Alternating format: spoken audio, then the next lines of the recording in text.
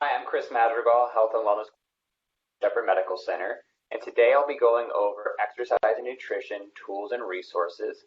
I want to let you know that this video is live, but also will be recorded. The reason for that is you can go back and watch this video at a later date. It will be uploaded to our website. So give me one moment and we'll get into the information here. So starting with the basics. Calories in versus calories out. So some questions you might have is, how many calories do I need to burn? That'll be based on your goals. So if you're trying to lose weight, you're trying to gain weight, such as gain muscle, you can figure that out there are things online called calorie calculators, and we can talk about that more in detail as we go through the presentation. How many calories should I eat? That's also going to be based on your goals, your age, your activity level, all those things will be factored into how many calories you should eat per day. And also, diet or exercise, which one is better? I always tell people that 70% of your success is going to be based on diet. So you cannot out-train a bad diet, meaning you're not going to burn enough calories during exercise to affect your diet in a positive way. So for example, you might burn 200 to 300 calories doing a weight training session, but you could go to a local fast food restaurant and get just a hamburger and ingest 500 to 600 calories. So you can see there, mathematically, it doesn't work. You have to focus on diet and also exercise, focus on both of those, and we'll talk about that as well. And how hard do I have to work? Like I said earlier, that will be based on your goals. So if you're trying to just lose a few pounds, if you're trying to train for a marathon, you're going to have different levels of exercise and activity based on your overall goal. And then exercise recommendations from the Academy of Sports Medicine is 60 to 70% of your heart rate max for moderate calorie burn, and then 70 to 80% of your heart rate max for maximum calorie burn. So you want to stay typically in that 60 to 70% most of the time. 70 to 80% would be if you were doing sprints, you were playing in a basketball game, something where you were burning a lot of calories and your heart rate was at a very high rate. So when you think about doing exercise, you might think, what do I need to have? As we all know, during this most recent COVID-19 outbreak, gyms, fitness facilities, recreation centers, they were not open. So I've listed here some low-cost equipment options, such as resistance bands. These are $5 to $10 each on Amazon. A body ball, a yoga mat, very affordable as well. And then a set of dumbbells, they can range anywhere from $10 to $40 per set. You can also look at places such as Craigslist or eBay and get some really good deals on some low-cost equipment. With all these items listed above, you can complete a full body workout just as if you were at a fitness center. So it's very important that you're incorporating resistance training. It's obviously, like I stated earlier, it's obviously tough to do that when fitness facilities are closed. But if you can get these basic items and they won't break the bank, you can definitely incorporate these workouts at home and still reach all of your fitness goals. So where to start or how to start when you're doing resistance training. So you can see up at the top there, we have a step-by-step guide. First thing you want to do is warm up. You want to make sure that you're warming up, you're getting your muscles nice and loose, making sure your body knows that activity is on the horizon. You're going to be exercising, you're going to be moving your body. And then you'll do strength training, so you're lifting your weights, whether you're working your back, your shoulders, your legs, etc. You want to do that next. And then if you want to add cardiovascular work into that, you would do that after strength training. There's a lot of confusion from people about which to do before. A lot of people want to do cardio before because they think they have the most energy to do it, before their strength training. You want to do it afterwards. The reason for that is you want to attack strength training when you're fresh, when you have a lot of energy, and then do cardiovascular work. That way you'll tend to burn more body fat after you do strength training. And then also flexibility. Flexibility is huge, and this would be stretching. So you need to stretch. I typically recommend stretching before and after your exercise. You want to make sure that you do this so you recover, so obviously you have mobility, and also too, you want to make sure you stretch so you can stay away from injury. So let's go over some sets and how to utilize that with strength training. So for optimal results, you'd want to do 2 to 4 sets of each exercise until failure.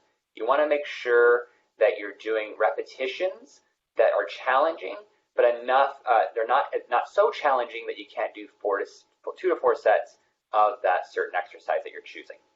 And then when you go down a bit there, the repetitions, so for strength and toning, if that's your goal, you're going to be looking at 8 to 12 repetitions per set. For muscular endurance, you're going to want 15 or more repetitions per set. And then cardio and toning, 12 to 20 repetitions per set. If you can do more than 20 repetitions, the weight is probably too light. So you want to find that sweet spot where it's challenging, but you can still perform the necessary repetitions based on your goal. Then also pace.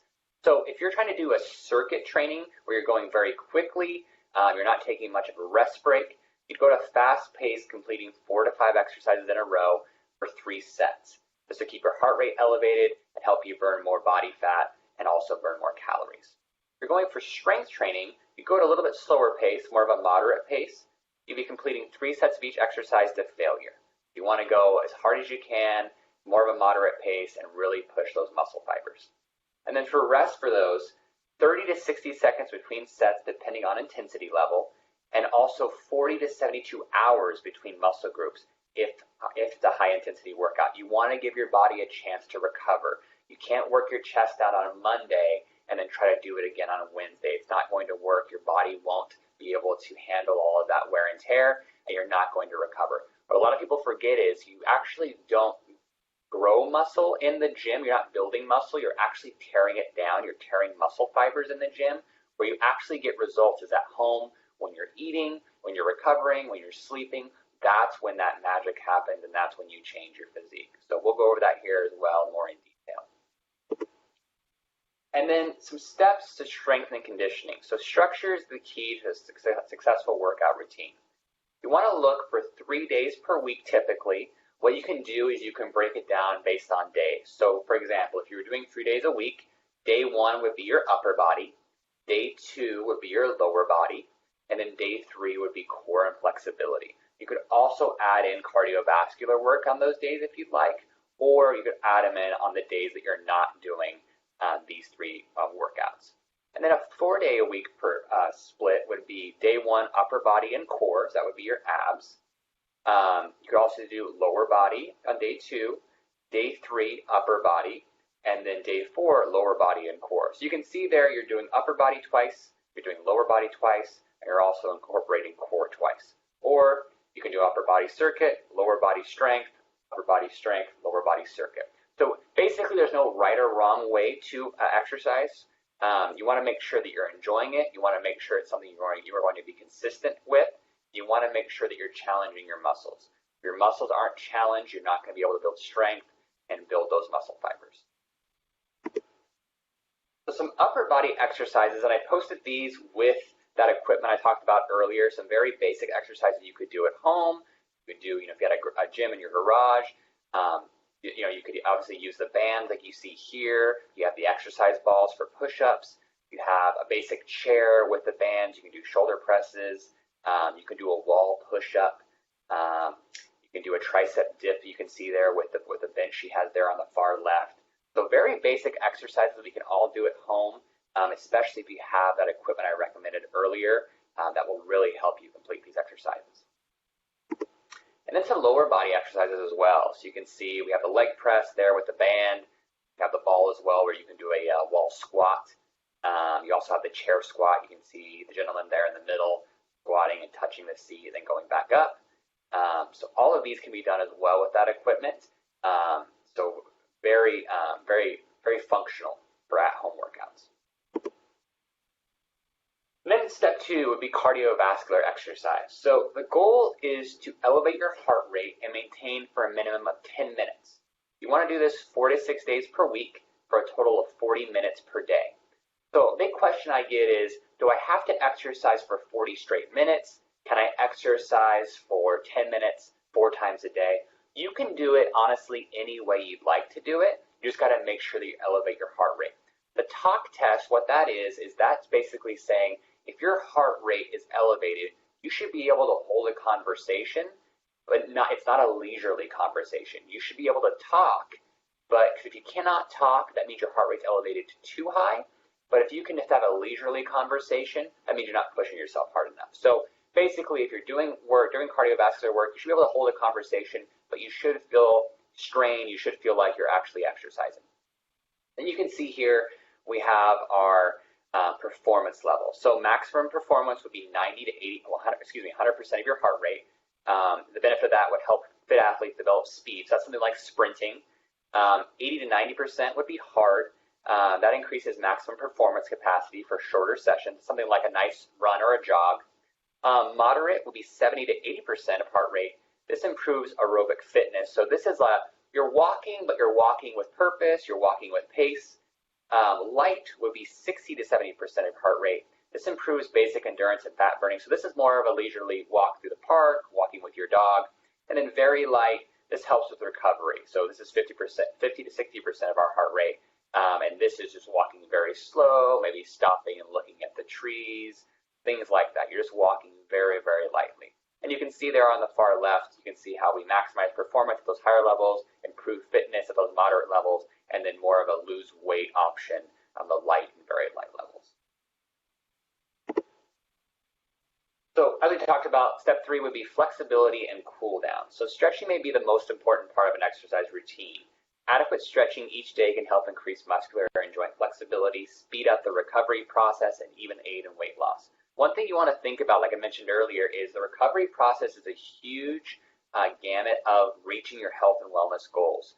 If you don't recover, then your body can't burn body fat, it can't build muscle, and it's not going to aid you in your weight loss. If your body is always trying to recover, it means it's always inflamed, there's a lot of inflammation in your body. You want to make sure you're helping speed up that recovery process. So making sure that you're stretching, making sure that you're doing everything you can to help your body recover, make sure you're sleeping 7 to 9 hours a night. That's very important, and also make sure you're nourishing your body properly with food, which we'll talk about here in just a moment. So before your workout with stretching, you want to do mild stretching for the entire body. You want to make sure, like I said earlier, make sure you warm up your body, make sure you signal to your body that exercise is about to begin. And then you complete 2 to 3 minutes of related exercise, but at a lower intensity. So if you're going to go in and do a workout, let's say you're going to do shoulders, you can grab some light dumbbells, maybe do some shoulder raises, do 2 to 3 minutes of this. It should be very light, very low intensity, but like I said earlier, just signaling to your body that exercise is about to begin, that you are going to strain your body here in just a moment. Then after your workout, you want to do lower intensity slowly, especially after cardiovascular exercise.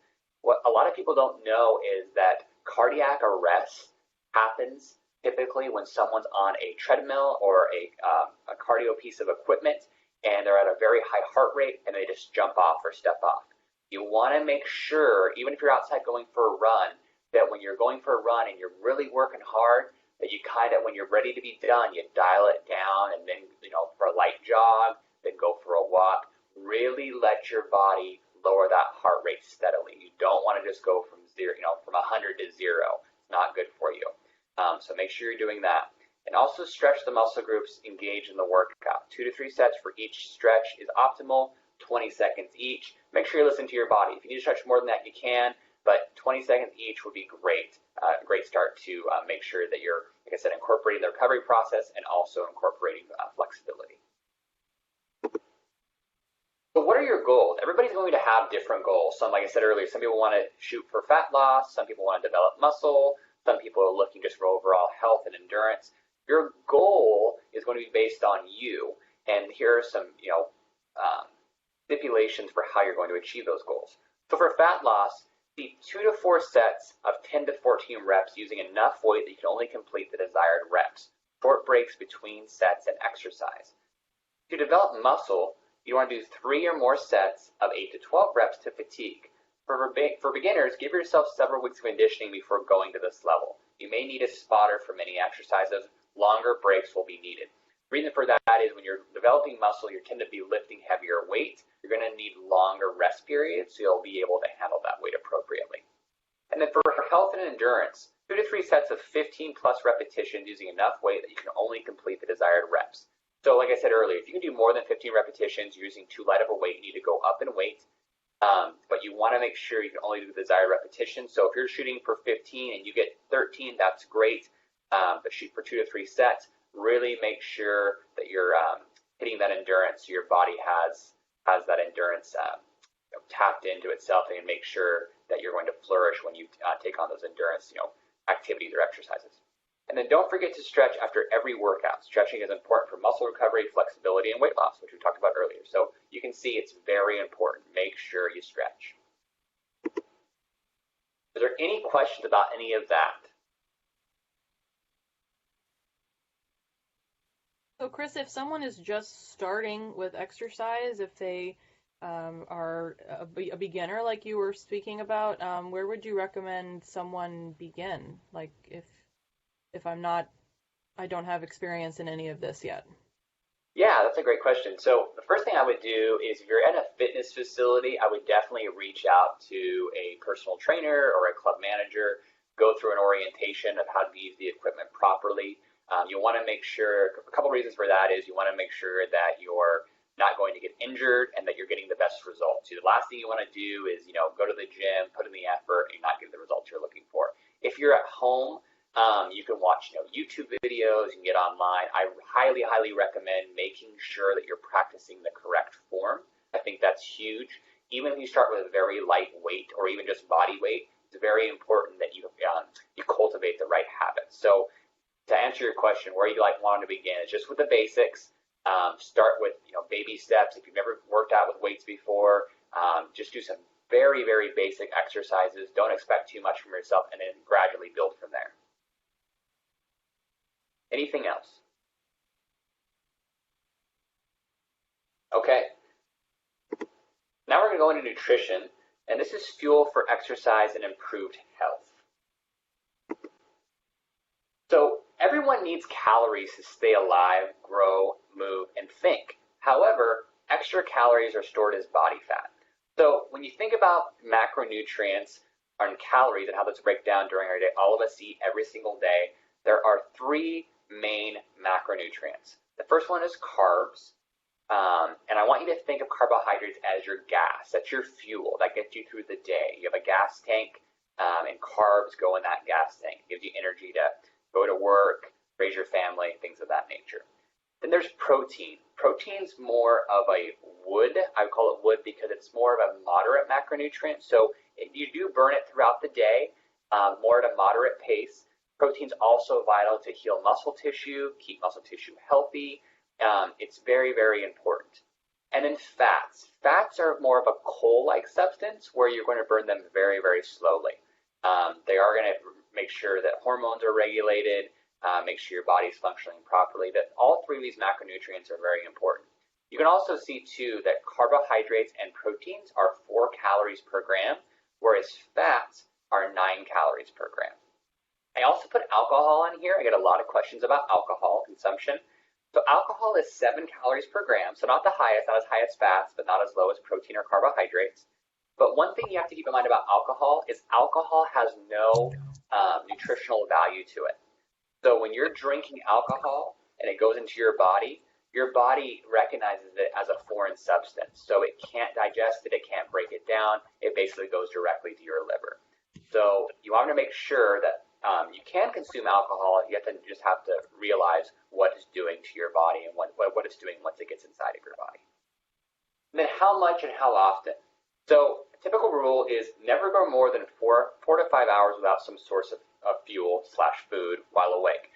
You want to make sure that you're feeding your body properly. The last thing, we've all been there where you eat at 9 a.m., you have a really busy day, you might have a snack here or there, but you don't eat a full meal again until, let's say, 5 p.m., and then you're just eating the whole house, right? You want to make sure that you're going 4 to 5 hours between meals. You can go sooner than that. 3 hours is great as well. You want to make sure you're giving your body a constant energy supply. So giving your body food throughout the day is very important. So when a pattern is developed, eat just before you're hungry. So when you develop a pattern of eating, every 4 to 5 hours, you want to listen to your body. So you want to eat just before you're hungry. You don't want to wait till you're starving, because when you're starving, you tend to make poor choices food-wise. You want to make sure that you're reaching for those, what I call those earth-grown foods, those natural foods, which we'll talk about here in just a moment, and not reaching for the man-made foods such as the cookies, the cakes, things of that nature. And you want to keep portions small. So remember, calories only need to last about 3 to 4 hours. So you don't have to eat a huge meal every single time you eat. Your calories only need to last you 3 or 4 hours. You're going to burn those up after a couple of hours, and it's going to be time to eat again. So you don't need to eat and think, oh, I need to have this meal last me for the next 7 hours. You don't want to do that to yourself because, like I said, you're going to typically lead to you maybe binging or eating food that isn't good for you. So you want to keep your portions small.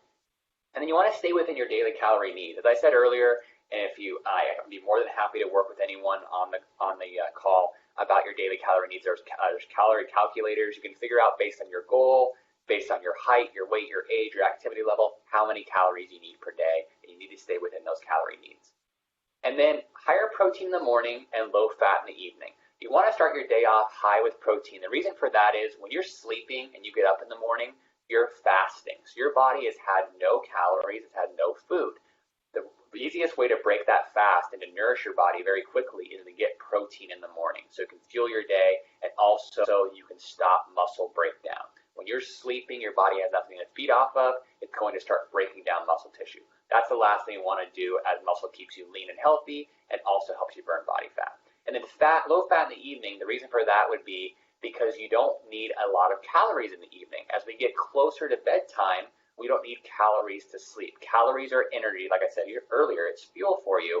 So you don't need calories in the evening at, let's say, 6 p.m., and you go to bed at 9 p.m. You don't need a lot of extra calories just to lay there and sleep. So it's very important that you have high protein in the morning, get through your day, and then lower your fat in the evening, and maybe have high protein and lots of vegetables. Then your daily diet. So you want to balance your calories. You want to enjoy the food that you're eating, but you want to eat less, of the food if you can. Like I said earlier, small meals every 3 to 4 hours, making sure that you're eating less. You also want to avoid oversized portions. Isn't appropriate to have a huge meal when you're having 3, 4, 5 meals a day. And I call them meals. There could also be some snacks in there. You want to make sure that the portions are appropriate for the time being. And then foods to increase. So make half of your plate mostly vegetables with some fruits. So you want to be careful with fruit. Fruit is great for you. It has a ton of micronutrients, so vitamins and minerals in it. But you want to make sure it also has a lot of natural sugar. So, for example, if you eat a medium-sized banana, that banana has about the same sugar as a Snickers bar does. So your body doesn't know the difference between natural sugar and processed sugar. So it's not saying you can never have a banana, because a banana also has great vitamins and minerals in it, but you need to make sure that if you're focusing on anything, it's focusing on vegetables. Vegetables hold a ton of water. They're very low calorie. You want to go crazy with vegetables. I say knock yourself out, because vegetables are wonderful for you. You can never eat too much broccoli. Your mom was right.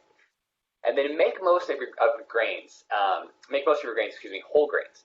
So you don't want to eat white breads or white pastas, processed grains. You want to make sure you're eating whole grains. Those have all the vitamins and nutrients intact. They're not enriched grains, whereas the white grains or the grains that aren't whole grains are going to be enriched. They're going to be stripped of all the vitamins and nutrients. Very important that anything when you're eating grains, you're making sure they're whole grains. Then switch to fat-free or low-fat milk. This is more of a preference. I think I've seen a lot of people that I've worked with really enjoy this. It also saves you a lot of calories. So milk is great if you can digest it, if you like milk, but milk does have a lot of natural fat in it. So, and we talked about earlier, fat is 9 calories per gram. So those, when you're drinking milk, those calories are going to add up very, very quickly. So if you can switch to fat-free or low-fat milk, that would save you some calories, and you're still getting the micronutrients of milk. And then foods to reduce. So compare sodium in foods like soup, bread, frozen meals, and choose the foods with lower numbers. So like I said earlier, you want to stay away from those rich breads. You want to watch the sodium in things like soup, especially frozen meals. They have a lot of preservatives and additives in them to make them taste good, a lot of salt, a lot of sugar. You want to make sure if you are choosing those foods, make sure you're choosing foods that are the best ones for you. Make sure you're watching the sodium content, the sugar content, etc. And then also drink water instead of sugary drinks. So you don't want to sit and drink soda all day. You want to make sure that you're drinking a lot of water. Water is the key way that your body removes toxins. So it's very important you're drinking water.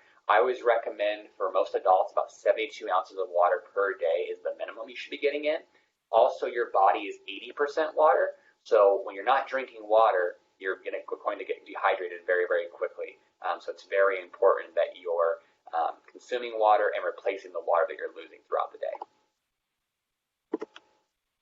And then here is a nutrition facts label. So there is some confusion on how to read these, so I'm going to go through it with you. So what you would do if you're at the store, for example, and you're looking at foods, you want to look first at the serving size. You want to see how much a serving size is. So you can see here, 1 cup is a serving size, and that's 228 grams if you measured it like on a digital food scale.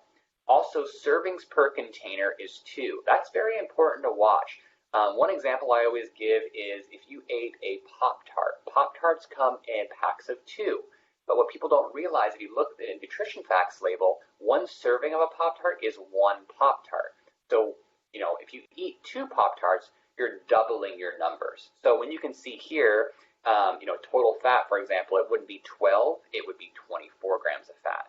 And then, for example, carbohydrates, instead of being 31, they'd be 62 grams of carbohydrates. So it's very important you pay attention to serving size and servings per container. You can also see amount per servings up there at the top. So calories on this would be 250, and then calories from fat is 110. So you can see it has quite a bit of fat in it because quite a bit of the calories are from fat. Then as you scroll down, you can see the sodium. You want to limit that. 470 milligrams is quite a bit of sodium. And then potassium, carbohydrates, sugars, protein, etc. You can see too on the far right, it has the daily value percentages. This example is based on a 2,000 calorie diet per day. Your diet might be more calories, it might be less calories, but it's very important you know how much you're taking in of those nutrients per day. So the sodium, the cholesterol, the carbohydrates, etc. You want to make sure that you're limiting the ones that aren't great for you, like the sodium, and you want to make sure that you are getting high quality proteins, good fats, etc. So when you're looking at daily values, a quick guide is 5% or less of a serving is low in a nutrient. 10 to 19% of a serving is medium in a nutrient, and then 20 or more of a serving is high in a nutrient. So keep that in mind when you're looking at food labels. If it's something like 5%, it's probably pretty safe, it's probably pretty low. If you're getting in the 20% range, it's probably pretty high. You want to make sure that you're going to limit those things typically, like I said, especially when it's that cholesterol level, trans fats, sodium, things of that nature. And then some healthy eating plate, and then also the healthy eating pyramid. So you can see on the left there, the healthy eating plate.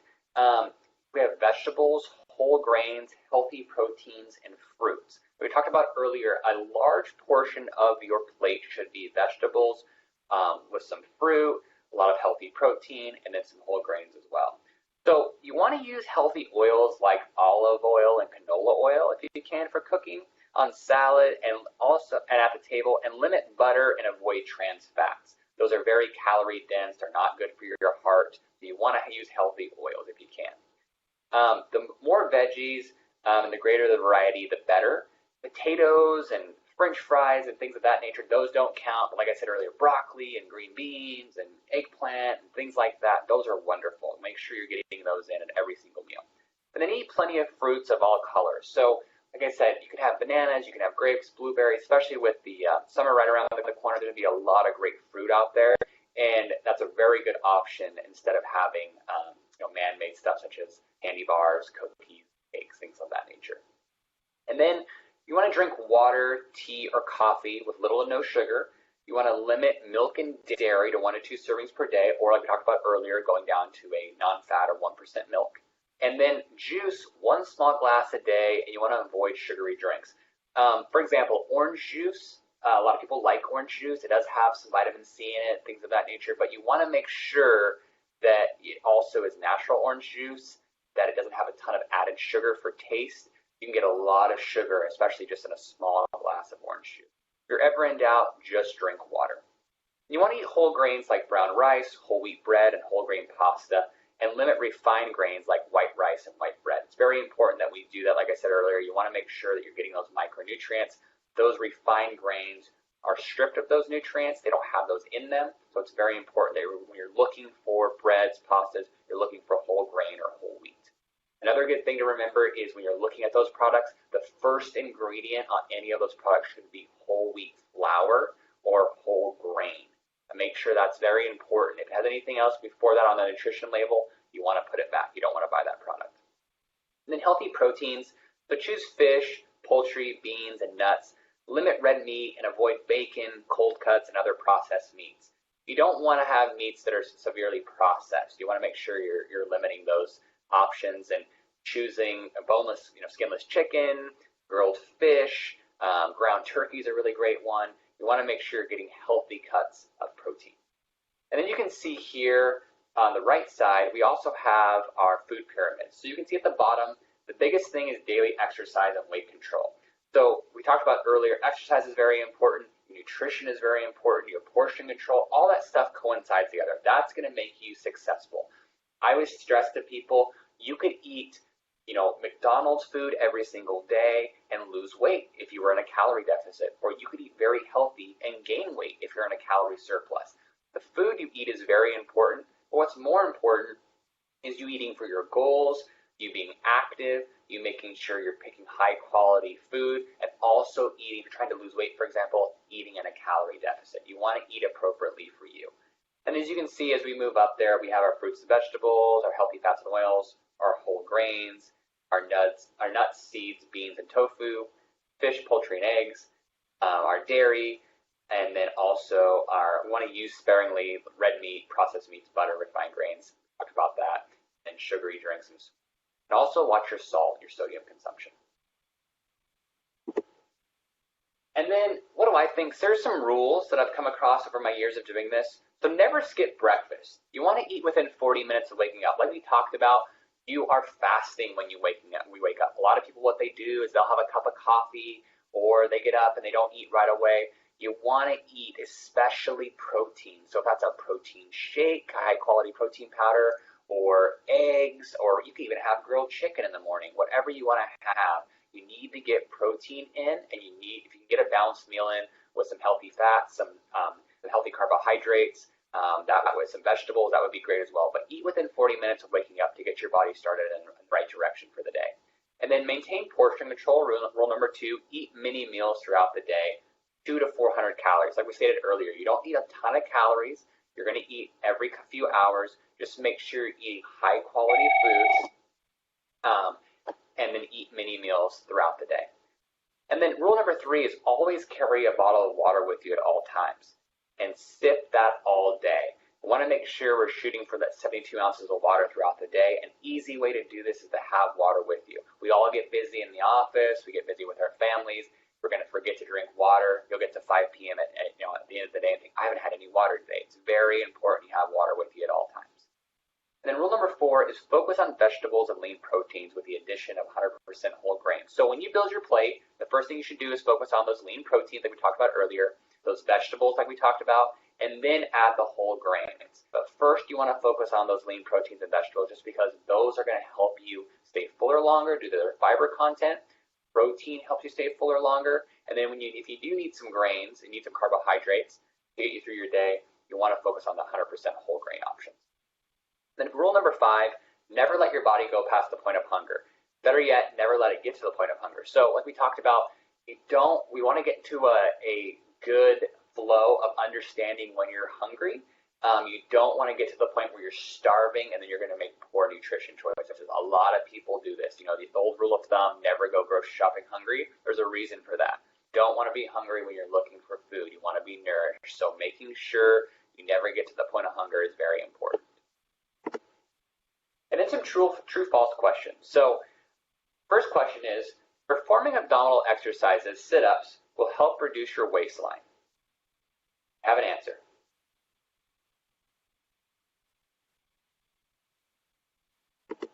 First one is false. You cannot spot train for weight loss. You have to focus on the entire body. So you can do abdominal exercises, you can do sit-ups. It will help strengthen your core, but it will not help reduce your waistline. If you want to reduce your waistline, you have to lower overall calorie consumption. Number 2, if you're overweight, cutting calories is the best and only way to improve your health. This is also false. Exercise improves health. You can lower calorie consumption, but you can't lower it to the point where you're going to be starving. That's going to backfire on you. to make you gain weight in the long run. You want to make sure you're nourishing your body properly. So you want to improve your health. The best way is to exercise. This is going to improve your health overall. Number 3, exercising 4 times per day in 10-minute increments is just as beneficial as 40 minutes once per day. This is true. Just be active. It doesn't matter how you do it as long as you do it. I stress this every single day. It's very important just to be active. So if you can go for a 20-minute walk, but you wanted to go for a 30-minute walk, 20 minutes is wonderful. If you can go to the gym for half an hour instead of an hour, that's great. Just make sure you're active. Make sure you're stressing your body. Make sure you're exercising. Number 4, by following a proper diet and exercise program, you can turn body fat into muscle. This is false. You can develop muscle and burn fat, but one cannot turn into the other. So it's not possible for you to turn body fat into muscle. What happens is you burn body fat by taking in less calories than you're burning per day, and then also you can build new muscle. This will also help you burn body fat. So those are 2 separate things. You can't transfer one to the other. Number 5, a calorie is a calorie, regardless of what food it comes from. This is both, actually. So calories are calories, but some have more nutritional backing than others. Like I said earlier, you can eat McDonald's and realistically lose weight, even though we know it's not great for you, if you were taking in less calories than you were burning throughout the day. But the kicker to that is, if you had, let's say, a meal of chicken and broccoli and brown rice, you're going to not only you'll be fuller longer, but you get a lot more micronutrients, those vitamins and minerals, where that McDonald's food would be lacking. So it's very important that you understand that food's not all the same and that you want to pick those healthier options for that reason. Number 6, women will build muscular volume, bigger muscles, from high-intensity strength training at the same rate as men. This is false. Testosterone is required for increased muscular volume. So I get a lot of women who ask me, I don't want to lift weights because I don't want to be bulky, I don't want to look like a guy. This is not going to happen to you. You need a high level of testosterone for this to happen. You have more estrogen in your body.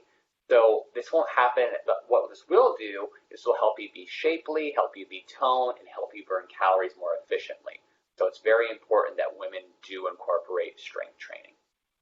And then finally, number 7, duration, time, is more important than intensity when it comes to exercising to lose weight. This is false. Intensity is the key to maximum calorie burn. So like I stated earlier, if you only have 20 minutes to exercise, that's wonderful. Get in there and exercise and make sure you work really, really hard. You don't have to do it for an hour. There's no magic number. Make sure you're being intense. Make sure you're being focused. Work the muscle that you're trying to target, and then get out of there, get home, eat, and recover. It's very important that you focus on intensity and not time. Any questions about that?